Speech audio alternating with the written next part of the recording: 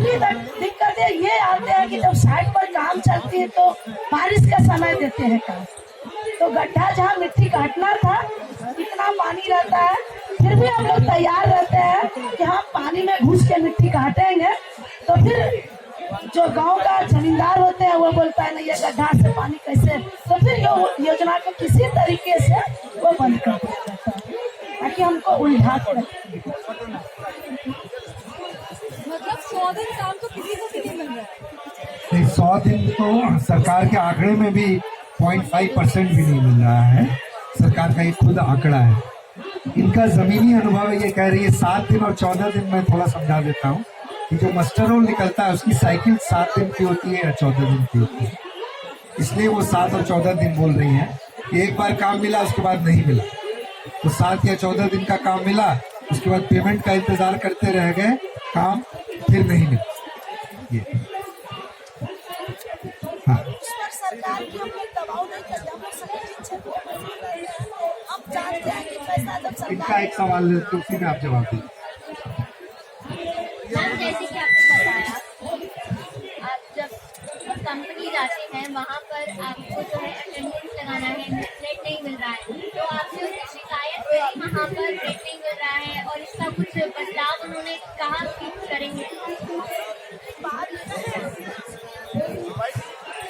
बहुत सारे मजदूरों ने बोले कि जब हम राशन की दुकानें जाते हैं कोटे वाले, वहाँ मेरा अंगूठे काम नहीं करते हैं, तो क्या साइट पर जाने से क्या नेट काम करेंगे? ये भी सवाल मजदूर ने पूछते हैं। तो जो समझदार मजदूर होते हैं वो चलते हैं, चलो देखते हैं नेट कितना काम करते हैं। लेकिन ग्रामीण क्षेत्र में ये होते हैं कि बहुत कम नेटवर्क आते हैं, और नेटवर्क के लिए हमें 18,000 की मोबाइल चाहिए, जियो का सिम चाहिए। कभी जियो का सिम चलते हैं तो कभी एयरटेल बंद, कभी एयरटेल का चलते हैं तो जियो बंद। ये भी परेशानी है कि वो बोला कि जिला में जाना होगा आपको कंप्लेन लेके, तो हम साइट पर मजदूरों के साथ रहे कि जिला में जाके कंप्लेन करने जाए। अभी बजट में मनरेगा का बजट में काफ़ी एलोकेशन कम कर दिया गया है, लेकिन वित्त मंत्री का कहना है कि ये क्योंकि डिमांड ओरिएंटेड जो है ये स्कीम है, इसलिए बजट कोई कम नहीं हुआ है, क्योंकि पिछली बार भी बजट कम था लेकिन फिर भी 1 लाख करोड़ रुपए खर्च हुए हैं इस पे। तो आपका इस पे क्या कहना है? तो बजट कम हुआ है, ये कम हुआ है तो मैं राजस्थान का आपको बता सकती हूँ कि पैसे सूख गया है। पिछले कई दिनों से ब्लॉक लेवल में और पंचायत लेवल में काम का मस्ट्रोल नहीं निकल रहा है, क्योंकि आप ये देखिए कि जब गवर्नमेंट ऑफ इंडिया पैसे रिलीज नहीं करेगी स्टेट गवर्नमेंट को, तो वो अपना काम आगे बढ़ा नहीं सकती है। और इसलिए ये सारे आंकड़ों को जो बड़े पैमाने में देखते हैं उसको बारीकी से हम नहीं देखेंगे तो बहुत दिक्कत है।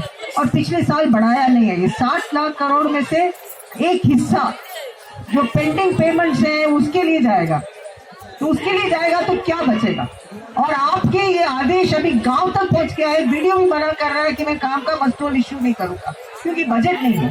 सरकारी तंत्र को आप जानते हैं, क्योंकि एक जमाने में सरकार में रह भी चुकी हूँ, कि ऊपर जो बोलता है उसका इशारा नीचे तक चलता है। तो इसलिए आप यदि इसको इस तरीके से देखेंगे कि भाई मंत्रालय ये कह रही है, तो मंत्रालय को बजट प्रिस्क्राइब नहीं करना चाहिए था, इनको थ्रेशोल्ड रख के कहना चाहिए था, ये बदल सकता है। मगर हम बार बार देख रहे हैं पिछले सालों में कि जो ये बजट एलोकेशन कर रहे हैं इससे हट नहीं रहे हैं। और भी कई बातें हैं, मैं उनको भी जोड़ के मैं अपनी पूरी बात आपके सामने रख देती हूँ। कई सारे मुद्दे हैं। ये जो ऐप है आप जानते हैं, इस ऐप का समस्या है, और कई सारे साथी लोग कई सारे प्रेस कॉन्फ्रेंसेस एड्रेस कर चुके हैं, इसलिए मैं उस पर नहीं जाऊंगी।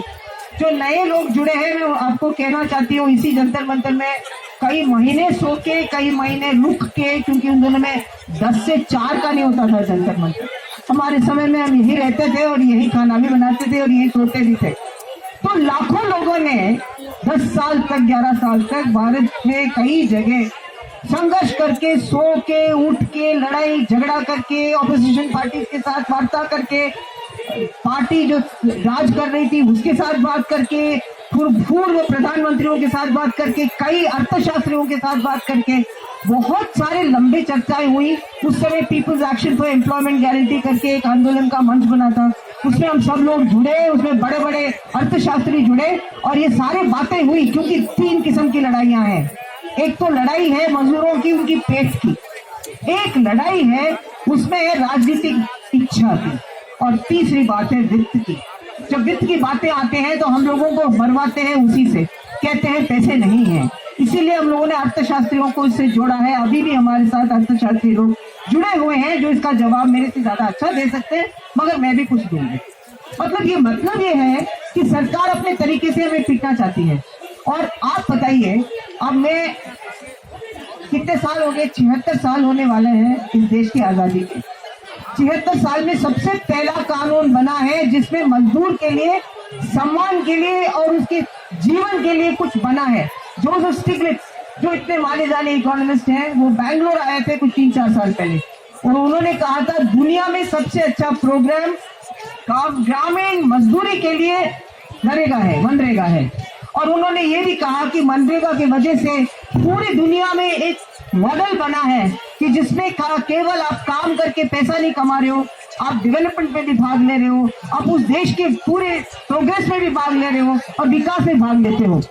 तो ये एक बहुत सर्वव्यापी कार्यक्रम है। यदि आप गांव में रहेंगे तो मैं आपको बता सकती हूँ, क्योंकि कई लोग, आप लोग दिल्ली से जहां बाहर नहीं जाते हैं, मैं अपने इलाके की बात कर सकती हूँ। हम 4 जिलों में हम बहुत विशेष काम करते हैं। तो राजसमंद जिले में, अजमेर जिले में और भीलवाड़ा और पाली जिले में जब सारे दुनिया में मेल्टडाउन हुआ और सारा बाजार खत्म हुआ, हमारे बाजार खूब धमकी से अच्छे से चले। क्यों चले? क्योंकि नरेगा पैसा लाता तो वो कहाँ खर्च करते, वो तो उन्हीं जगह काम में लेते जहाँ पे उनके मार्केट टाउन्स थे, वहां पे काम किया। तो मुझे याद है कि हमारा जो सोनार था, सोनार आप जानते हैं ना, जो चांदी का जेवर बनाता है, सोने जेवर बनाता है, उसने मुझे कहा एक दिन कि आप हमारे पास, आपको हम बहुत शुक्रिया अदा करना चाहते हैं। तो मैं कही कि आपकी पत्नी जाती है क्या नरेगा में? तो उन्होंने कहा नहीं मेरी पत्नी नहीं जाती है, मगर मेरे दुकान में पिछले सालों में जितनी चांदी बिकी है पहले कभी नहीं बिकी है। क्योंकि मजदूर लोगों को अभी भी बैंक में विश्वास नहीं है, तो वो चांदी खरीदती है, महिलाएं अपने जेवर पहनती हैं।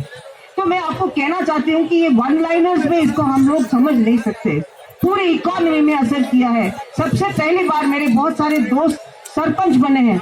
सबसे पहली बार गांव में 1 लाख रुपया भी 1.5 लाख तक पैसा आता था। नरेगा आने के बाद 1 करोड़ रुपए आए हैं, और 1 करोड़ रुपए में आप मान लीजिए थोड़ा बहुत भ्रष्टाचार में हाथ जाता है, फिर भी ग्रामीणों को पलायन नहीं करना पड़ा, उनके घर में बच्चे स्कूल गए हैं, बहुत सारे सोशल बेनिफिट्स भी रहे हैं। इसलिए ये पैसे और वित्त के बारे में मैं आपको कहूंगी कि ये वित्त एक इसका लक्षण है, मगर इसके और भी लक्षण है। और ये 60 लाख जो ये बता रहे हैं, 60 लाख करोड़, 60 लाख करोड़ में मेरे ख्याल से 20 लाख करोड़, हाँ 60,000 लाख करोड़, इसमें से 20,000 लाख करोड़ तो पूरे, या 30,000 लाख करोड़ तो कुछ पहले वाले, अच्छा 60,000 crore, I am sorry, 60,000 crore में इनका तो हिस्सा जो जाएगा पिछले पेमेंट लायबिलिटीज के लिए, वो एक भारी हिस्सा चला जाएगा। तो चलाने के लिए क्या पैसा रहेगा बताइए? इसके लिए कुछ नहीं रहेगा, क्योंकि पहले आप नया काम शुरू करेंगे, उसके पहले आपको तो पहले वाले काम का पैसा तो चुकाना ही पड़ेगा, नहीं तो सरकार का बकाया पैसा नहीं चुकाएगी तो मजदूर खड़े होंगे।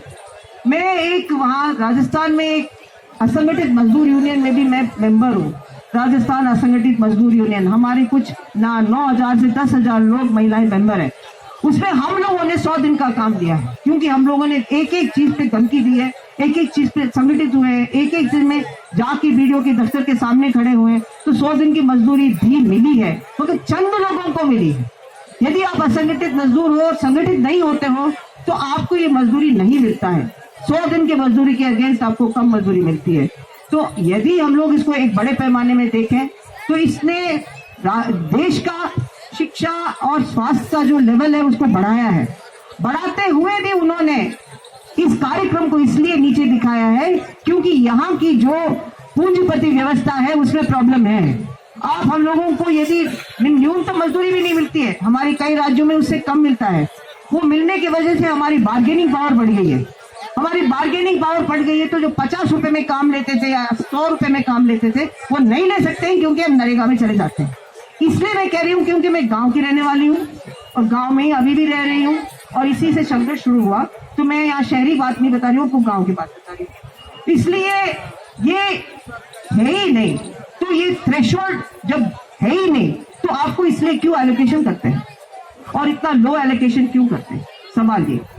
आप यही कह दें कि फिलहाल अभी तक हमने इतना रखा है, डिमांड आते हुए ज्यादा बढ़ाएंगे, वो तो कहते नहीं है ना, तो कहेंगे। और इसको रोकने के बहुत और तरीके आ गए हैं। एक तो ये ऐप की बातें सबने बता दिया है। एक ऐप है जिसको हमारे यहाँ कहते हैं कि what is it called now, NMMS app है, जो लोगों को काम करने वालों का फोटो खींचता है। और वो फोटो खींचे या नहीं खींचे वो आपके इंटरनेट कनेक्शन पे डिपेंडेंट है। इंटरनेट कनेक्शन है नहीं, आप फोटो खींचोगे 2 बार, और जो मजदूर महिला है वो वहाँ है या नहीं वो आप देखोगे, पुरुष है या नहीं ये देखोगे। आप हमारे काम नापते हो तो काम को नाप के देखो ना, वहाँ नपाई होती है हमारी काम की, तो फोटो क्यों ले रहे हो आप लोग? फोटो से क्या पता लगेगा आपको? ये सब हमारे को कमजोर करने के लिए और एक तरीके से हमें डेटा की पूंजी को आगे बढ़ाने के लिए काम होता है। ये बहुत सारा दिक्कत हमें आ रहा है और ये बहुत ही भयंकर समस्या है हमारी। एक चीज जिसकी अनाउंसमेंट तक हुई नहीं है ढंग से, मगर मैं आपको बताना चाहती हूँ कि अभी एक निकला है सरकार से कि अब से नरेगा की जो पेमेंट्स होंगे वो मैंडेटेड है, उसको मजबूरी से आधार बेस्ड पेमेंट सिस्टम द्वारा करना पड़ेगा। ये क्या मतलब है? वो कहते हैं अरे आपका तो आधार कार्ड वैसे ही है तो कुछ नहीं होने वाला है। गलत है। आपका आधार कार्ड आपका जॉब कार्ड के साथ लिंक होना पड़ेगा। आपका जॉब कार्ड का लिंक होगा तो आपने एक जो नरेगा और जॉब कार्ड का अकाउंट एक ही होना चाहिए। हमारे कई अकाउंट होते हैं, किस अकाउंट के साथ उसको जोड़ देंगे वो पता नहीं। फिर वो कहते हैं कि केवाईसी होना चाहिए। अरे गरीब कौन सा केवाईसी करते हैं? कौन सा नो योर कस्टमर की कौन करता है? कोई गरीब नहीं करता। उसके बाद ये कहते हैं कि national payment corporation of India के साथ इसको जोड़ेंगे। इसको जोड़ने के बाद ये सारा कुछ होने के बाद मुश्किल से हम 43% ही क्वालिफाई होंगे नरेगा में इस सिस्टम से पैसे लेने के। और ये कहते हैं तो बहुत अच्छा स्कीम है। अरे हाँ, बहुत अच्छा स्कीम, आपके कागज में बहुत अच्छे हैं। जो नए आए हैं जो मुझे जानते नहीं है, मैं फॉर्मर IAS ऑफिसर भी हूँ और मैं जानती भी हूँ कि स्कीम्स कैसे आते हैं। स्कीम्स हमारी सुविधा के लिए ज्यादा आते हैं, जनता का क्या होना है उसमें कम नजर डालते हैं। तो ऑफकोर्स जब आप फाइनेंस डिपार्टमेंट में बैठे हैं या आप कोई चीज सरकार में करते हैं तो मैपिंग के लिए आप बहुत आसान है। आप इंटरनेट में बैठ जाओ, हमारे जमाने में इंटरनेट नहीं था, अब इंटरनेट में बैठ जाओ और माउस को क्लिक करो और आपको सब सूचना मिल जाता है। मेहनत नहीं करनी पड़ती है। मतलब वहाँ फील्ड में क्या हो रहा है उसको कभी देखा नहीं, कभी इसका नजर ही नहीं है। कोई भी फॉल बैक मेजर्स नहीं है। आपके नेशनल मोबाइल मॉनिटरिंग सिस्टम जो ये NMMS है, इसमें कोई आपका मॉनिटरिंग के लिए कोई भी फॉल बैक मेजर्स कुछ भी नहीं है। जैसे आधार कार्ड काम नहीं करता है तो आपके फॉल बैक मेजर्स है, आप जाके उंगली में वो नहीं आ रहा है तो आप कुछ और कर सकते हैं, इसमें वो भी नहीं है। ब्लॉक ऑफिस में केवल हमारे यहाँ 57% मस्ट्रोल्स में है, बाकी सब नहीं है। तो इसलिए क्या होगा, आप वास्तव में इनके जो कॉन्स्टिट्यूशनल राइट है और आजकल तो एक कानून है उसको भंग कर रहे हो एक ऑफिस ऑर्डर से या एक फाइनेंशियल डिसीजन से। नहीं हो सकता है। आप हमें लॉ दिए हैं, इसीलिए लॉ की इतनी लड़ाई हुई थी। हमें ऑर्डर्स मिल जाते, हमने कहा ऑर्डर्स नहीं चाहिए, हमें कानून चाहिए। कानून को भंग करना बहुत मुश्किल है। तो अब क्योंकि कानून को भंग नहीं कर पा रहे हैं, ये बैकडोर एंट्री कर रहे हैं, साइड लैटरल एंट्री कर रहे हैं कि इस कमजोरी कैसे लाए, ये कानून कैसे खत्म करें। अरे भैया, भारत देश के लिए कहते हैं गर्व करो कि हम हिंदुस्तानी हैं। अरे हिंदुस्तान दिल्ली में नहीं रहता है, हिंदुस्तान तो गांव में रहता है। उस हिंदुस्तान को गौरवान्वित करना चाहते हो तो ऐसे काम करो ताकि उनके पेट पे खाना मिले। और गांधी जी ने जैसे कहा था वो आखिरी इंसान के पेट में खाना भरे। अम्बेडकर ने जैसे हमें दिया अधिकार, उस अधिकार के तहत हम सब लोगों को समानता मिले, अधिकार मिले। ये भारत, नया भारत का एक कल्पना है, वो बिल्कुल नहीं है। आप ये एंटी करप्शन मेजर्स से पूरा दुनिया चौंक जाता है। ये एंटी करप्शन मेजर्स क्या है, हमें थोड़ा बहुत समझना पड़ेगा। एंटी करप्शन मेजर्स में सबसे बड़ा करप्शन कर्मचारियों का होता है, मजदूरों का नहीं होता है। क्योंकि कर्मचारी करप्ट है इसलिए मजदूर को वो वेब में लेते हैं तो मजदूर काम नहीं करता है। मजदूर काम करने वाला है, करता है, उसको अपने जीवन में पसीना बहा के काम करता है। तो इसमें करप्शन को रोकने के लिए आप राइट टू इन्फॉर्मेशन को और मजबूत करिए, ट्रांसपेरेंसी को और मजबूत करिए, अकाउंटेबिलिटी सिस्टम लाइए। आप ये सारी चीजों को करिए, आप ये सारे जो विजिल ब्लोअर्स एक्ट लाइए तो अपने आप आपका ये तैयार होगा। राजस्थान में एक हमारा एक बहुत बड़ा एक वेबसाइट है जन सूचना पोर्टल, उसमें हम लोग ऑनलाइन इन रियल टाइम 153 से ज्यादा डिपार्टमेंट्स का हम काम देख सकते हैं। वो फ्री एंट्री है, उसमें कोई एडमिनिस्ट्रेटर नहीं है। ऐसे काम करते जाओ तो शायद आपकी पारदर्शिता हो जाएगी, तो अपने आप भ्रष्टाचार रुक जाएगा। आप इस तरीके से कानून लाके गांव के मजदूरों को इस तरीके की टेक्नोलॉजी के साथ, जो खुद मैं और आप नहीं समझ पाते हैं, उस किस्म की टेक्नोलॉजी की शिकार नहीं कर सकते। ये तो हमारी मेरी एक बात। और ये भी है कि सरकार ने अब कह दिया है, और ये भी बहुत खतरनाक है, कि इसके बजट का 40% जो लेबर पेमेंट का जो 40% है, वो लेबर कंपोनेंट का वो राज्य सरकार देगी और केंद्र सरकार नहीं देगी। अरे साहब, मैं देखना चाहती हूँ कि ये जो इनकी शेयरिंग है, टैक्स शेयरिंग, वो क्या है, फाइनेंशियल शेयरिंग क्या है, राजस्थान में क्या आता है, गवर्नमेंट ऑफ इंडिया में क्या आता है, ये फेडरल गवर्नमेंट और फेडरल स्टेटस है क्या? फेडरल गवर्नमेंट है तो हर राज्य को हर चीज में कंसल्ट करना पड़ेगा। ये चीज लाने से पहले एक बहुत बड़ी कंसल्टेशन होनी चाहिए थी दिल्ली में, सारे स्टेट गवर्नमेंट्स को बुला के पूछना चाहिए था आपके पास पैसे है कि नहीं है। एक गवर्नमेंट ऑफ इंडिया इतनी आर्बिट्ररी है कि आप बैठ के कह देती है कि 40% इसका पूरा खर्चा सरकार वहन करेगी। हमारे सारे सरकारों में बहुत भयंकर डेफिसिट बजट चलते हैं, तो कहां से पैसे आएगा? फिर अंत में ये कह देंगे हमने तो कुछ नहीं किया, ये फलाने सरकार ने किया, फलाने सरकार ने किया। और जहां ऑपोजिशन गवर्नमेंट्स है वहां सबसे बुरा हाल है, सबसे बुरा हाल वहां पे है। खैर, हमारे तो राजस्थान में क्योंकि हम संगठित बहुत पहले से हो रखे हैं, इसलिए कुछ हालत इतना खराब नहीं है। मगर बंगाल का देखिए आप हाल, 1.5 साल से पेमेंट्स नहीं हो रहे हैं। ये कोई मजाक है क्या? ये तो सरकार को देना ही पड़ेगा पैसा। ये तो कोई आप अपने पार्टी के बीच में लड़ाइयों को सेटल करने का, स्कोर सेटल करने की जगह नहीं है। ये तो एक गरीब के जीवन जलाने की बात है। वहां पे आप कैसे स्कोर सेटल कर सकते हैं?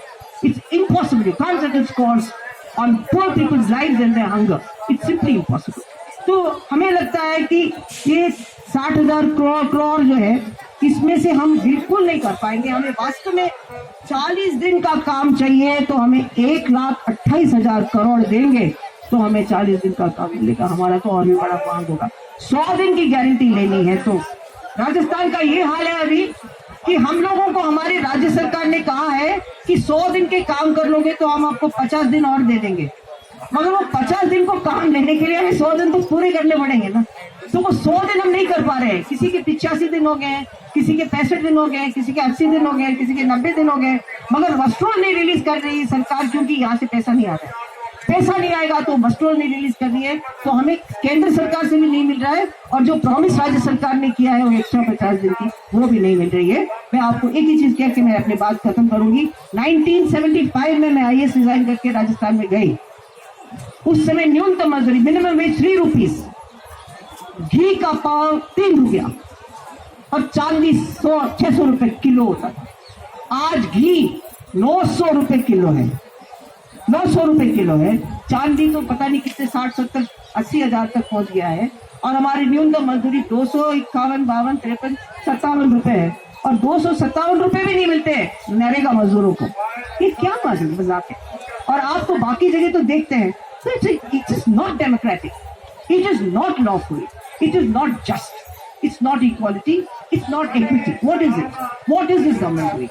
So therefore, ये जो चीज है, नरेगा एक कानून आया जिसने गरीबों के बात को पॉलिसी लेवल लेके चला गया, and made policy for the people, with the people.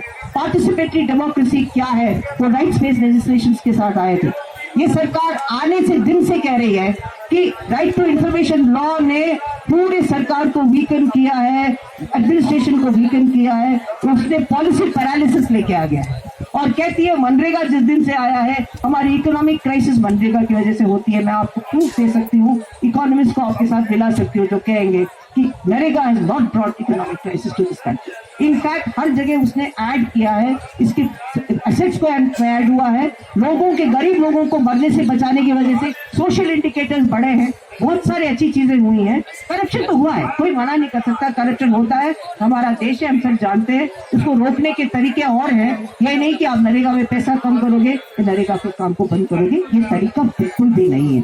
हम लोग 100 दिन बैठेंगे यहाँ पे, हम राज्य सरकार में, हम अपने स्टेट कैपिटल्स में भी बैठेंगे, हम रैली भी निकालेंगे और हम लोग कहेंगे नरेगा नहीं तो, नरेगा नहीं तो, नरेगा नहीं तो, जोर से, नरेगा नहीं तो हमारा जवाब ये। Ma'am, I have a question here. Do you now feel pain the way it is systematically being dismantled brick by brick? मैं अंग्रेजी में बोल रहा हूँ, आपको बुरा नहीं लगे तो फिर मैं हिंदी में अनुवाद कर देती हूँ। I am not pained, I am appalled. Is this a democracy? If it's a democracy, this just cannot be done. You cannot ignore the demands of the majority of the people. And the people who are on at the edge of starvation, edge of a decent life. You gave them the smallest amount of succor, and today you're withdrawing it. I'm not dismayed, I'm appalled. And my basic question is this a democracy? Is it on our votes that you gain ascendance in power? What is the point of defining us as sovereign in the constitution? If you don't listen to our pleas for life and livelihood, this is a right to life. Narega is a right to life, a right to food, a right to survive. It is not a luxury. And मैं आपको सबको बता दूं, आपको मैं गेंटी फावड़ा दे देती हूँ, तगारी दे देती हूँ और आपको मैं गांव में भेज देती हूँ। आप 8 घंटा काम कर लेना, मैं आपको जो आप मांगे मैं दे दूंगी। और जो इनका जो नाप चौक के जो दिया जाता है ना, वो निकाल लीजिए, तो मैं आपको जो चाहे और भी दे दूँ। अनस्किल्ड वर्क कहते हैं। दोस्तों, मैंने किया है एक काम और मैंने देखा कि मेरे सारे दोस्तों हाथ जोड़ के कहती थी, भाई जी तू चल जा यहाँ से, फिर तू रहेगी तो काम ही नहीं होगा। ना तो मैं गेटी चढ़ा सकती हूँ, ना तो फावड़ा चढ़ा सकती हूँ, ना मैं तगारी भर सकती हूँ, ना तो मैं माथे पे उठा सकती हूँ। मैंने 2 हफ्ता काम किया और उन्होंने कहा तो ऐसे हमें पानी वानी पिला देना, तो हमारे साथ काम बंद कर। इसको हम कहते हैं अनस्किल्ड वर्क। आप कुशल काम कहते हैं, कुशल काम है ये, बहुत कुशल काम है। तो यदि हमारे देश में ये रवैया है तो इस देश का क्या होगा भविष्य में, बहुत बड़ा सवाल है, बहुत बड़ा सवाल। हो सकता है कि 20 साल में नरेगा की मांग कम हो जाए, आज नहीं, आज तो नरेगा की उतनी ही मांग है जितने पहले थी। So my ultimate question is, this has to be a participatively arrived at law like NREGA, cannot be set aside by government diktat. It has to be examined participatively. There has to be public consultation. There has to be an understanding that this is a law created by the people who are beneficiaries of the government, whom we used to call beneficiaries. But now they are proud workers. We can't have the law without that. So that's my answer. I'm sorry if I said more than I should, but I am really appalled. इंतजार करने के बाद एक बार मुलाकात हुई है, लेकिन उन्होंने कहा कि आप ये मांग कर रहे हैं किससे? ज्वाइंट सेक्रेटरी से। नैन्सी गई थी इस दिन। नैन्सी यहाँ पर है तो बताइए वो कौन अधिकारी थे मेरी जानकारी के हिसाब से? हाँ, अमित कटारिया। हाँ जी, ज्वाइंट सेक्रेटरी से मिले थे। उन्होंने कहा कि आप तो अभी बोल रहे हैं कि आप बंद करो, हम तो सोच रहे हैं कि फिंगरप्रिंट भी कैसे लाए। और मैं बस एक जानकारी देता हूँ कि बिहार में ऐसा प्रयोग हुआ था, उसका ऐप का भी अलग नाम था, मैं भूल रहा हूँ अभी। और वहाँ एक जिला के एक प्रखंड में ये प्रयोग किया गया था। बाद में वो इतना बड़ा फेलियर हुआ कि उसको बंद कर दिया। तो ये प्रयोग, हाँ, उसमें कई दिक्कतें हैं कि आप बायोमेट्रिक्स वहाँ पर साइट पर बायोमेट्रिक्स लेने का वो सोच रहे हैं। तो सरकार तो कुछ और ही दिशा में सोच रही है। सरकार से जो जवाब आया है वो कोई भी उत्साहवर्धक जवाब नहीं है, डायलॉग के लिए भी वो तैयार नहीं है। आपको बता दूं कि कुछ प्लेटफॉर्म्स हैं, जैसे नेशनल एम्प्लॉयमेंट गारंटी काउंसिल है, जिसमें मजदूर यूनियन के भी लोग रहते हैं। वो प्लेटफॉर्म्स भी इस सरकार ने निष्क्रिय करके रखे। कोई डायलॉग का कोई सिस्टम नहीं छोड़ा है कि वो हमारी बात सुनने के मूड में नहीं रहते।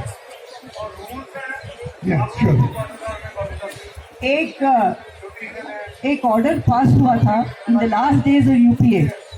उसमें प्री कंसल्टेटिव मैंडेटरी था कि policy before it's pass should be pre consulted. The meaning ये था कि लोगों के साथ वार्ता करके ही आप किसी नए पॉलिसी ला सकते हैं, नया कानून ला सकते हैं।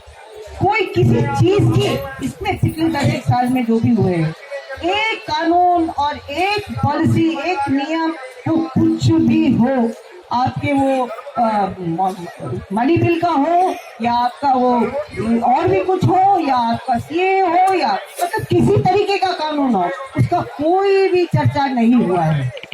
लोकतंत्र का सबसे पहले पहचान ये होता है कि हर एक नागरिक का उसमें विचार आना चाहिए कि वो चाहता है या चाहती है या नहीं है। यदि आप कानून ऐसे लाएंगे तो कानून दुरुपयोगी होगा और कानून फेल ही होगा और उसको शासन के लिए आप एक हथियार बना सकते हैं। लोकतंत्र का वो एक मांग और एक सशक्त करने का तरीका नहीं हो सकता है। मैम, ये जो आप कह रही है प्री कंसल्टेशन से जो ये रूल्स के लिए भी लागू है क्या? वो जैसे अभी जैसे ये NMMS लाए हैं, इस सब के लिए भी प्री कंसल्टेशन होना चाहिए था इसमें? मेरे ख्याल से रूल्स के भी कंसल्टेशन हुए थे। मिनिस्ट्री ऑफ रूरल डेवलपमेंट में उन्होंने कई सारे छोटे छोटे हिस्से बनाए थे हमारे सबको लेके।